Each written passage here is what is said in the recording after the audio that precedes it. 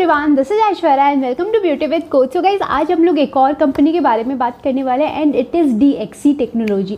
तो आज हम DXC टेक्नोलॉजी के बारे में बात करें। ये तो मैंने लास्ट लाइव में बोल दिया था, मतलब काइंड ऑफ डिस्क्लेमर तो सबको दे ही दिया था। तो आज इसको डिटेल में देखेंगे। बट एक और चीज़ मैंने बोला हुआ था जब मैं स्पॉइलर दे रही थी, तो मैंने बोला हुआ था कि इसमें कुछ एक ऐसा है जो मुझे बहुत ज़्यादा यूनिक सा लगा था। और मुझे पता है, मुझे यूनिक लगा तो सबको यूनिक लगने वाला है, क्योंकि वो सच में बहुत ज़्यादा यूनिक था यार। तो आराम से इस वीडियो को एंड तक देखो और समझते हैं ना कि वो यूनिक चीज़ क्या है। ओके, तो चलो वीडियो को स्टार्ट करते हैं। उससे पहले अगर चैनल पर नए हो तो सब्सक्राइब कर देना, बेल आइकन हिट कर देना।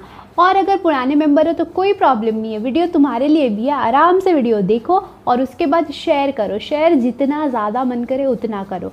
ओके, तो सबसे पहले तो मैं ये बता दूं कि DXC के जिस ड्राइव की हम लोग बात करने वाले हैं, ये पूरी तरह से वर्चुअल प्लेटफॉर्म पे होने वाला है। ओके, मतलब आपको कहीं जाने की ज़रूरत नहीं है, आप आराम से अपने घर में बैठो और आराम से दो। ओके, तो इस तरीके से होने वाली है। लेकिन इसमें क्या है, कितने टाइम का टेस्ट होगा, क्राइटेरिया वगैरह सब हम डिस्कस करेंगे। तो सबसे पहले देख लेते हैं एलिजिबिलिटी क्राइटेरिया। मतलब आपको पता होना चाहिए कि आप एलिजिबल हो या नहीं हो, है ना। तो सबसे पहली बात, आपका क्लास 10th से लेके अभी तक जितने भी सेमेस्टर्स आपने दिए, जो आपने लास्ट सेमेस्टर दिया है जिसका रिजल्ट डिक्लेयर हो गया है, तब तक टोटल जो ओवरऑल है वो आपका 60% मिनिमम होना चाहिए। मतलब कभी भी 60 से कम नहीं होना चाहिए। तो अगेन मैं उन बच्चों को, मुझे पता है, डिसअपॉइंट कर रही हूँ जो जिनका मतलब 60% नहीं है इधर 12 में और 10th में, क्योंकि ऐसे बहुत सारे बच्चे हैं जो बोलते रहते हैं मेरा 10th में कम है, और स्पेशली 12th वाले तो बहुत ज़्यादा मेरे को मैसेजेस आते हैं। But I am sorry guys, तुम लोग के लिए भी मैं ढूंढ रही हूँ कंपनीज। जैसे जैसे मुझे पता चलेगी मैं फिर वीडियोज़ पे भी बनाऊँगी। डोंट वरी, एकदम पेशेंट रहो और करते ट्राई। ओके, तो आज बात कर ले रहे हैं DXC के बारे में। देखते हैं क्या क्या होता है। तो सबसे पहले एलिजिबिलिटी हमने जान लिया है, तो वो दोबारा जानने की ज़रूरत नहीं है ना। अब हम जानने वाले हैं इसके राउंड्स क्या क्या होते हैं, क्योंकि वो इम्पॉर्टेंट है जानना। ओके, तो जो फर्स्ट राउंड है, सबसे पहला यूनिक चीज़ मुझे यहीं पे लगा था। First round is going to be English, fine. But English ये वाला मुझे इसलिए यूनिक लगा था क्योंकि हर हमेशा मैं बोलती हूँ ना कि इंग्लिश जो होता है वो सबसे ईजी वाला सेक्शन हो जाता है। लेकिन इसका मतलब DXC टेक्नोलॉजी का जो ड्राइव आपका होने वाला है, इसमें toughest section is going to be English. So सबसे ज़्यादा डिफ़िकल्ट होने वाला है इसमें इंग्लिश, और वो आपका फर्स्ट सेक्शन है। ओके, तो ये थोड़ा सा अजीब लग रहा है। इसलिए भी अजीब लग रहा है क्योंकि आप सेक्शन स्विच नहीं कर सकते हो।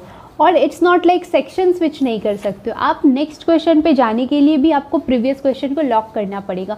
फर्स्ट क्वेश्चन जब तक लॉक नहीं करोगे आप सेकंड क्वेश्चन पे नहीं जाओगे, सेकंड को लॉक नहीं करोगे तब तक आप थर्ड पे नहीं जाओगे।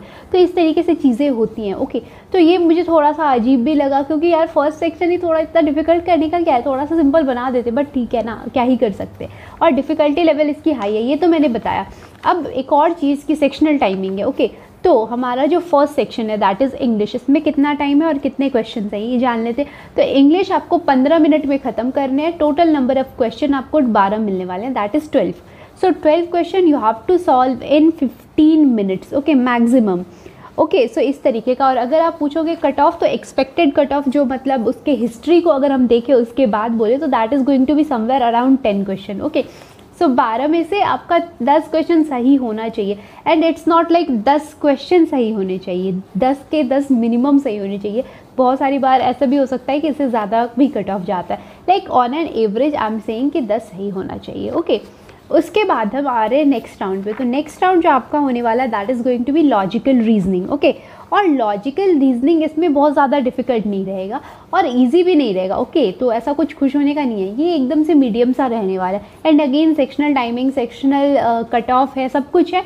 और इसमें भी आप चेंज नहीं, मतलब लाइक स्विच नहीं कर सकते हो, फर्स्ट से सेकंड, सेकंड से थर्ड, ऐसे ऐसे करके ही जाना है। ओके, तो ये तो है। और इसके लिए आपको 14 मिनट्स मिलने वाले हैं, जिसमें 14 क्वेश्चन सॉल्व करने। तो यहाँ पे ना सेकंड सेक्शन अगर लॉजिकल रीजनिंग की बात करें तो यहाँ पे थोड़ा सा चैलेंज अगर बोलो तो बन जाता है आपका टाइम मैनेजमेंट। 14 मिनट में आपको 14 क्वेश्चन सॉल्व करके देना है। ओके, तो ये थोड़ा सा टाइम मैनेजमेंट वाला इशू हो जाएगा, क्योंकि एक क्वेश्चन के लिए आपको सिर्फ 1 मिनट मिल रहा है। दो उन्होंने पहले बोल दिया है कि जो लाइक डिफ़िकल्टी लेवल है वो मीडियम सा है, वैसा कुछ नहीं है। स्टिल थोड़ा सा देख लेना, टाइम मैनेजमेंट पे ध्यान देना, क्योंकि कट ऑफ जो है दैट इज़ अगेन 10 क्वेश्चन। तो इसमें भी 14 है जिसमें से 10 आपका सही होना चाहिए। तो मतलब 14 मिनट में कम से कम 10 क्वेश्चन आप सही कर लो, एवरेज देख के बताओ अगर बता रही हो अगर तो।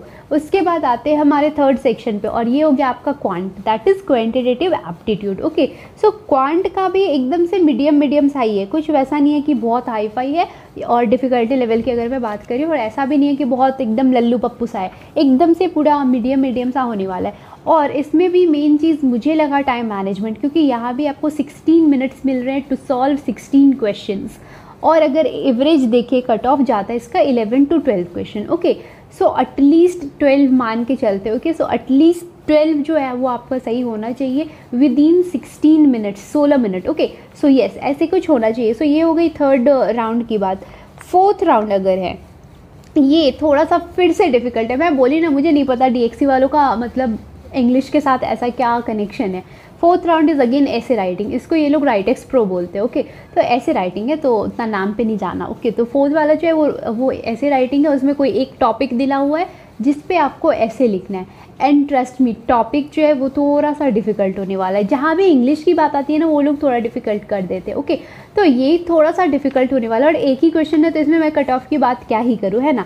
और डिफ़िकल्टी लेवल मैंने बता ही दिया कि हाई होने वाला है। ओके, तो ये हो गई बात आपके फोर्थ सेक्शन की। और एक और चीज़ फोर्थ सेक्शन में मैं स्पेशली ऐड करना चाहती हूँ कि देखो वहाँ पे कोई आदमी नहीं बैठा हुआ है चेक करने के लिए, और वैसा कुछ नहीं है कि वो आपका हर एक चीज़ देखे। कुछ देख के अगर लगता है ना, बहुत बारी ग्रामेटिकल एरर होता है, स्पेलिंग एरर होता है, बहुत कुछ होता है, बट स्टिल ऐसा होता है बहुत बारी कि हम लोग ना एकदम से देख नहीं पाते। इंसान है, थोड़ी बहुत नज़र इधर उधर हो जाती है। बहुत बार हम ये भी सोच लेते हैं कि चलो मीनिंग तो आ रहा है, वैसे निकाल के भी मार्क्स दे देते, बट यहाँ पे पूरी तरह से कंप्यूटर चेक कर रहा है, तो उसके पास कोई इमोशन नहीं है, कोई फीलिंग नहीं है, ठीक है। तो वो पूरी तरह से चेक करने वाला, तो एकदम से ग्रामेटिकल एरर और स्पेलिंग, इस पर बहुत ज़्यादा ध्यान देना है। ओके, तो ट्राई करना जितना अच्छे से, और मतलब लाइक अच्छे वर्ड्स के साथ अगर बना पाओ, स्पेलिंग वगैरह आपका जितना सही रहे उतना ज़्यादा मैटर कर जाएगा।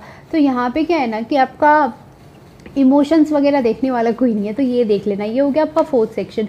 अब बात करें फिफ्थ सेक्शन की, तो फिफ्थ सेक्शन जो है आपका वो है प्रोग्रामिंग लॉजिक। ओके, तो प्रोग्रामिंग लॉजिक सबको पता है, स्नाइपेट आउटपुट वाला क्वेश्चन हो गया।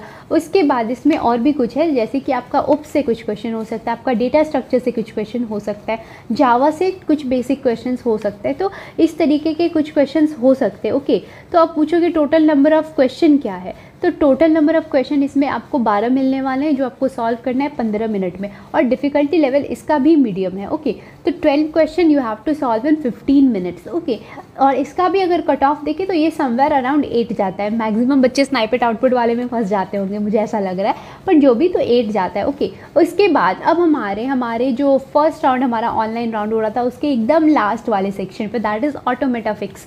अब पूछो ऑटोमेटा फिक्स क्या, तो ऑटोमेटा फिक्स कुछ भी नहीं होता है, वही वो कोड स्नाइपेट दिया होता है, आपको आउटपुट जो है वो प्रेडिक्ट करना होता है। कभी कभी आपको लाइक डिटेक्ट करना होता है कि एरर क्या है, कभी कभी एरर को फिक्स करना होता है। तो इस टाइप के क्वेश्चंस आपको मिलेंगे, उसको हम बोलते हैं ऑटोमेटा फिक्स, ठीक है। और इसमें आपको 20 मिनट मिलने वाला है। ओके, इस सेक्शन के लिए आपको 20 मिनट मिलने वाला है, और 20 मिनट में you have to solve just 7 questions, मतलब एक क्वेश्चन के लिए ऑलमोस्ट 3 मिनट आपको मिल रहा है ना। तो इससे आप एक चीज़ तो अंदाज़ा लगा सकते हो ना, डिफ़िकल्टी लेवल थोड़ी सी हाई होने वाली है। बहुत ज़्यादा हाई नहीं होगी, स्ट्रेस नहीं लेना है, लेकिन थोड़ा थोड़ा तो होने ही वाला है। ओके, तो ये चीज़ एकदम से मतलब समझ लेना है। ओके, तो ये थी कहानी हमारे फर्स्ट राउंड की, that is online round. Okay, online तो सारे होने वाले, बट लाइक फर्स्ट राउंड जो ऑनलाइन टेस्ट हम लोग बोल सकते हैं उस वाले राउंड की। ओके, तो ये थी। एक बार अगर समराइज़ कर दूँ लाइक कौन कौन से सेक्शंस थे, तो first section was your English, और इंग्लिश मतलब वर्बल एबिलिटी वाले question. Second section was logical reasoning. Third was your quantitative aptitude. Fourth was again essay writing. Fifth was programming logic, and sixth was automata fix. या so automata fix, ये थी कहानी round 1 की। अब इसमें जो चीज़ मुझे बहुत यूनिक लगी थी, दैट इज़ इसमें कोई नेगेटिव मार्किंग नहीं है। Okay, so no negative marking. अब बोलोगे इसमें यूनिक क्या है, ऐसे तो बहुत सारी कंपनीज़ हैं जिसमें ऐसा होता है कि कोई नेगेटिव मार्किंग नहीं है, राइट। नेगेटिव मार्किंग नहीं है, बट यहाँ पे ना एक बड़ा सा पंच है। पता है पंच क्या है? पंच ये है कि लेट्स से आपने फर्स्ट क्वेश्चन सॉल्व किया, फर्स्ट क्वेश्चन हर बच्चे का मतलब बहुत ईजी सा रहने वाला है। ओके, सो हर सेक्शन का फर्स्ट क्वेश्चन। ओके, सो अब बोलोगे राइटेक्स प्रो जो मतलब ऐसे वाला था उसमें तो एक ही क्वेश्चन है, तो मैं उसकी बात नहीं कर रही हूँ। जिसमें लाइक मोर देन 1 क्वेश्चंस हैं जो कि बाकी सारे में हैं, उसमें फर्स्ट क्वेश्चन जो होगा वो आपका इजी सा होगा और उसमें सबसे कम मार्क्स का होगा। ओके, तो ऐसा नहीं है कि हर एक क्वेश्चन का जैसे बोलते हैं ना 2 मार्क्स ईच या 4 मार्क्स ईच, वैसा कुछ नहीं है इसमें। ओके, तो ये सबसे बड़ी प्रॉब्लम है। ओके, तो अब इसमें क्या है कि आप लेट से फर्स्ट क्वेश्चन आपने बनाया that is of 2 marks let से। ओके, उसके बाद अगर वो आपका सही हो गया तो आपका जो सेकंड क्वेश्चन आएगा उसकी डिफ़िकल्टी लेवल जो है वो थोड़ी सी ज़्यादा होगी, मतलब as compare to your first one. So उससे थोड़ा ज़्यादा है डिफ़िकल्ट, और इसमें मार्क्स भी उससे थोड़ा ज़्यादा है, हो सकता है 2.5 हो या 3 हो, ऐसे होगा। ठीक है, उसके बाद आप सेकंड क्वेश्चन भी कर लीजिए। उसके बाद जो आपका थर्ड क्वेश्चन आएगा, अगर आपका सेकंड क्वेश्चन भी सही था तो थर्ड क्वेश्चन उससे थोड़ा ज़्यादा डिफ़िकल्ट होगा। ओके, और अब मान लेते हैं ये तो एक केस हो गया। दूसरा केस आपका सेकंड क्वेश्चन लेट से जो है वो गलत हो गया, हो ही सकता है ऑब्वियसली वो आपका गलत हो गया, तो क्या होगा? अब नेगेटिव मार्किंग नहीं है, मैंने बोला कि हाँ नेगेटिव मार्किंग नहीं है, मतलब 0 तो नहीं होने, मतलब सॉरी -1 और -2 वटेवर वो तो नहीं होने वाला है। लेकिन अब इसमें क्या होगा कि आपका जो थर्ड क्वेश्चन आएगा वो ऊपर लेवल का नहीं आएगा, थर्ड क्वेश्चन आपका मतलब सेकंड क्वेश्चन के ही लेवल का आएगा और वैसा ही मार्क्स भी होगा उसमें। ठीक है, अब अगर आपने थर्ड क्वेश्चन सही दे दिया तो फोर्थ क्वेश्चन का जो लेवल है वो थोड़ा बढ़ेगा, प्लस मार्क्स भी बढ़ेगा। अगर आपने सही आंसर नहीं दिया तो फोर्थ का भी सेम वैसा ही रह जाएगा। ठीक है, तो अगर इसमें क्या है ना कि आप मोस्टली हम लोग ऐसा बोलते हैं ना कि मेरा एग्ज़ाम अच्छा गया, मेरा एग्ज़ाम बुरा गया। ये हम कैसे बोलते हैं कि पेपर अगर हमें ईजी लगा तो हम प्रेडिक्ट कर लेते हैं हमारा एग्ज़ाम अच्छा गया, अगर पेपर हमें डिफ़िकल्ट लगा तो हम वहीं से प्रेडिक्ट कर लेते हैं कि हमारा एग्ज़ाम जो है वो अच्छा नहीं गया, है ना। लेकिन यहाँ पे पंच बहुत बड़ा सा ये है कि बहुत बच्चे होंगे वो बोलेंगे अरे पेपर तो बहुत ईजी था। तो ट्रस्ट में यहाँ भी फिर से 2 केस है। फर्स्ट केस उस बच्चे का ना मतलब जो भी लॉजिकल हो गया, क्वांट, इंग्लिश वगैरह सब पे बहुत ज़्यादा स्ट्रॉन्ग ग्रिप था। फर्स्ट जो ऑप्शन हो सकता है कि ये हो सकता है, और सेकंड केस उस बच्चे के साथ ये हो सकता है कि उसने बहुत ज़्यादा गलती करी है, मतलब उस बच्चे ने इतनी ज़्यादा गलती करी हुई है कि उसका लेवल बढ़ा ही नहीं। लाइक फर्स्ट क्वेश्चन आया उसने गलत कर दिया, सेकंड क्वेश्चन भी उसी लेवल का आया, थर्ड आया वो भी उसी लेवल का आया, तो उसको तो लग रहा है कि क्वेश्चन बहुत इजी सा आ रहा है, क्योंकि समझ में आ जाता है। बहुत बारी होता है ना जब हम एग्ज़ाम देने जाते हैं तो हमें ऐसा फील होता है कि अरे थोड़ा सा भी अगर पढ़ा होता तो पेपर बहुत ईजी था, आग लगा के आ जाते, ऐसा कुछ होता है ना। लेकिन क्या है कि थोड़ा सा अगर और पढ़े होते तो स्टिल हम बोलते हैं पेपर ईजी था, हमने नहीं पढ़ा, तो वैसा कुछ होने वाला है। तो उस बच्चे को ऐसा ही लगेगा कि पेपर तो बहुत ईजी था। तो हो सकता है पेपर अगर इजी लगे ना तो दोनों ही केस है, अगर आप कॉन्फिडेंट हो, आपका साउंड नॉलेज है 6 के 6 सेक्शंस में, देन इट्स ओके, और अगर नहीं तो सेकंड केस इज़ आपने बहुत ज़्यादा गलती करी है। ओके, तो ये बात हो गई राउंड 1 की।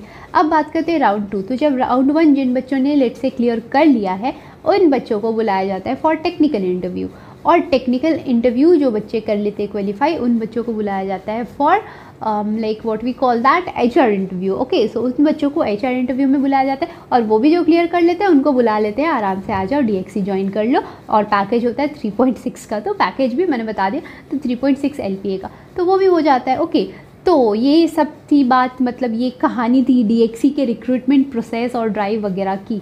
अब एक बहुत सारे बच्चे फिर बोलेंगे कि कहाँ पे अप्लाई करना है, लिंक दो वगैरह वगैरह, तो मैं सबसे पहले ये बता दूं कि ये ऑन कैंपस ड्राइव है। ओके, तो मैं ये मेंशन कर दे रही हूँ कि this is on campus drive. तो ऑन कैंपस ड्राइव मतलब अगर आपके कॉलेज का DXC के साथ टाई अप होगा तो वो आपके कॉलेज में आएगा, बाकी प्रोसेस यही रहने वाला है, जो मैंने अभी बताया है प्रोसेस यही रहेगा। ओके, लेकिन ये ऑन कैंपस ड्राइव है तो मैं आपको लिंक नहीं दे सकती। बहुत सारे कॉलेजेस में DXC ने विज़िट करना शुरू कर दिया है, बहुत सारे कॉलेजेस में बाद में करेगी, बहुत सारे में फरवरी तक भी करती है। ओके, तो इट डिपेंड्स। लास्ट ईयर ऐसा हुआ था कि कुछ कुछ कॉलेजेस में DXC जनवरी या फरवरी में आई थी, तो वेट करो और देखो, अगर आपके कॉलेज के साथ टाइड अप है तो इट्स ओके, आपको प्रोसेस पता चल गया है, सब कुछ पता चल चुका है। तो जब सब पता चल गया तो अब और क्यों वीडियो देखोगे, तो चलो वीडियो को रैप करते हैं। So stay healthy, stay fit, love you all, this is Aishwarya signing off, bye bye.